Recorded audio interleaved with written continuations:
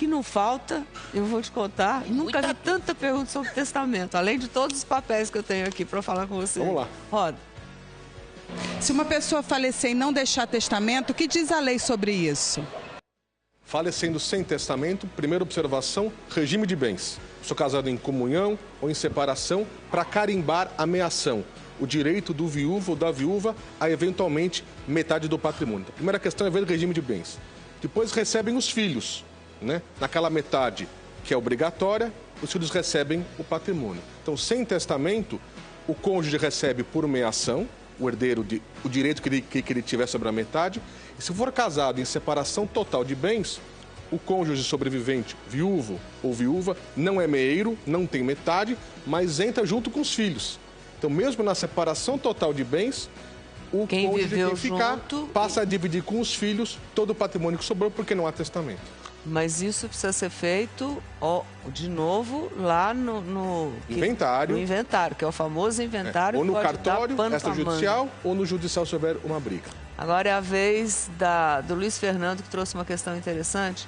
E eu acho que um monte de gente vive a situação quando tem investimento. Quer ver? Fala, Luiz Fernando.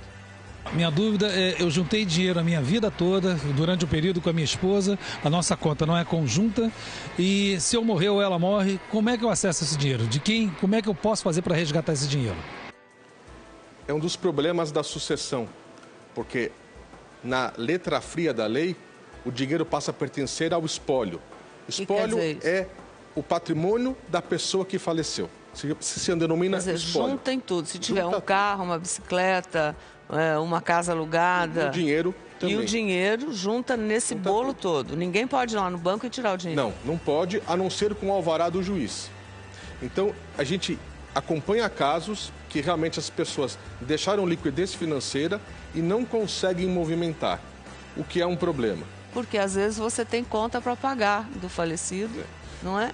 O que a gente recomenda, isso pode ser feito com qualquer valor, não fala em grandes quantias, em pequenas quantias, você pode fazer o que a gente chama de VGBL. É um investimento que você faz com o seu gerente do banco, com valor pequeno, onde você recebe 30 dias após o evento de sucessão, após o falecimento, sem passar pelo inventário.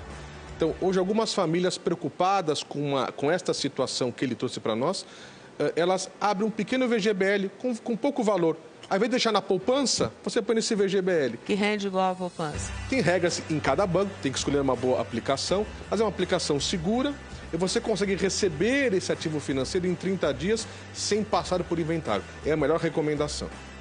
Porque senão vai para inventário. Vai para inventário. Se houver uma briga entre herdeiros, tem às vezes mais de um casamento, filhos que não são comuns de pai e mãe, então assim, não faltam histórias tristes. Então é importante você se prevenir. E aí, para encerrar esse assunto, né, é legal dizer também que dá para definir o que será feito com a nossa vida digital, né? Porque aí também a gente tem um problema aí, que é o seguinte: eu achei ultra interessante esse olhar aqui da produção, porque você tem uma vida digital ativa, né?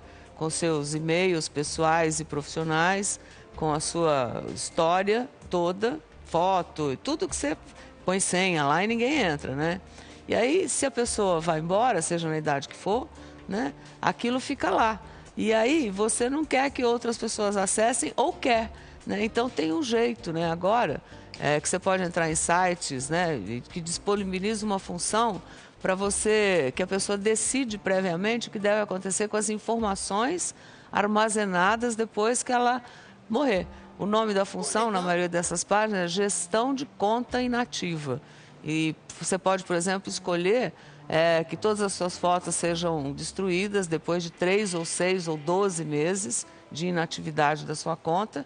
E eles dão essa opção também, se você quiser deixar pré-selecionada uma pessoa de confiança para receber todos os dados, né? E isso é importante saber, porque em tempos tecnológicos tem um monte de gente que tem confidencialidade, né? Arquivo guardadas digital, nas fotos, nuvens, filmes pessoais, não é? Com certeza. E aí não quer que as pessoas, de repente, e aquilo vai ficar voando aí para sempre? Sem regra, todos os herdeiros terão acesso, porque esse acervo faz parte do espólio.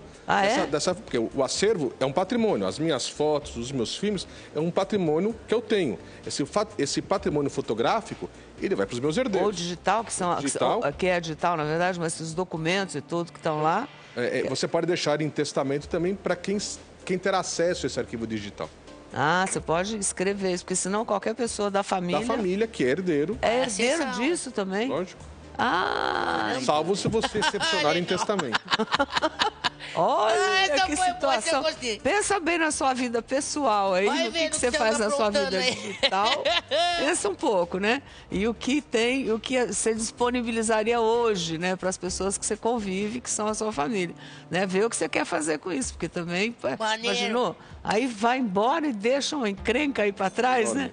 Que situação. O advogado que também participou da reportagem, o doutor, que eu quero agradecer, o doutor Luiz Fernando, preparou 3 modelos de testamento que a gente vai disponibilizar no nosso site. Para uma pessoa solteira, com bens, sem pais e sem filhos. Outro modelo para a pessoa casada, que tenha bens e filhos. E um terceiro modelo que é para a pessoa divorciada, com filhos, que queira a venda imediata de todos os seus bens e, consequentemente, a divisão do dinheiro entre todos os filhos. Pô, que legal, mano. E esses modelos aí devem ser feitos do próprio punho. E tem outras situações que a gente não conseguiu premiar todas, né? Eu fiquei com uma dúvida, só umazinha. O cara tem uma grana, ele é rico. Aí ele nunca casou e nunca teve filhos. Não tem testamento. Como que acontece com o que ele tinha? Acontece. Um solteiro ou uma solteira que não tem... Para quem deixar nada. Tem isso. Cônjuge, esposo. E aí vai para onde esse Então aí vai para a regra dos chamados colaterais. Porque quem é meu herdeiro necessário? É o cônjuge, viúvo ou viúva, os meus filhos, na falta, os meus pais. Esses são os chamados herdeiros necessários. Devem herdar. Sem esses herdeiros, tem os herdeiros colaterais.